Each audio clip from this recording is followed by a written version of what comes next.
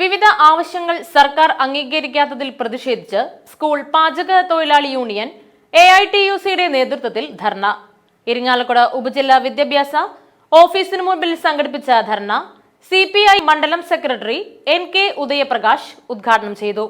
സുനിത ദേവദാസ് അധ്യക്ഷത വഹിച്ച ധർണയിൽ സ്കൂൾ പാചക തൊഴിലാളി യൂണിയൻ ജില്ലാ സെക്രട്ടറി ബാബു ചിങ്ങാരത്ത്, AISF ജില്ലാ സെക്രട്ടറി മിഥുൻ പോട്ടക്കാരൻ എന്നിവർ പ്രസംഗിച്ചു. ഉപജില്ലാ സെക്രട്ടറി സ്മിത പ്രകാശൻ സ്വാഗതവും ശ്രീജ തിലകൻ നന്ദിയും പറഞ്ഞു. മിനിമം വേതന പരിധിയിൽ നിന്നും സ്കൂൾ പാചക തൊഴിലാളികളെ ഒഴിവാക്കിയ ഉത്തരവ് പിൻവലിക്കുക, തൊഴിലാളികൾക്ക് യൂണിഫോം ലഭ്യമാക്കുക, ഇൻഷുറൻസ് ഏർപ്പെടുത്തുക, വിരമിക്കൽ ആനുകൂല്യം പ്രഖ്യാപിക്കുക, മാസവേതനം യഥാസമയം നൽകുക തുടങ്ങിയ ആവശ്യങ്ങൾ ഉന്നയിച്ചായിരുന്നു ധർണ.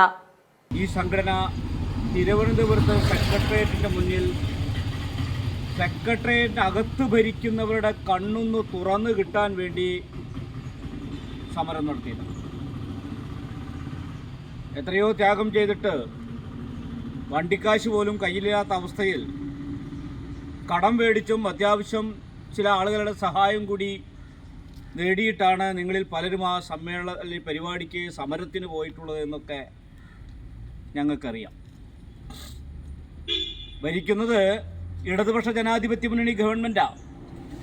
നമ്മളൊരിക്കലും ഗവൺമെൻറ്റിനെതിരെ സമരമല്ല.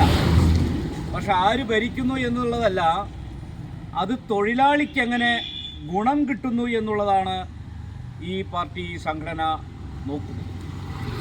ന്യായമായ സമരം, ആ സമരത്തിൻ്റെ ഒടുവിൽ ഒരു ചർച്ചയ്ക്ക് ഗവൺമെൻറ്റിൻ്റെ പ്രതിനിധി എന്നുള്ള രീതിയിൽ വിദ്യാഭ്യാസ വകുപ്പ് മന്ത്രി തയ്യാറാവുകയും നമ്മുടെ ആവശ്യങ്ങളെ വളരെ വേഗത്തിൽ അത് പരിഹരിക്കാം എന്ന ഉറപ്പ് നമുക്ക് തരികയും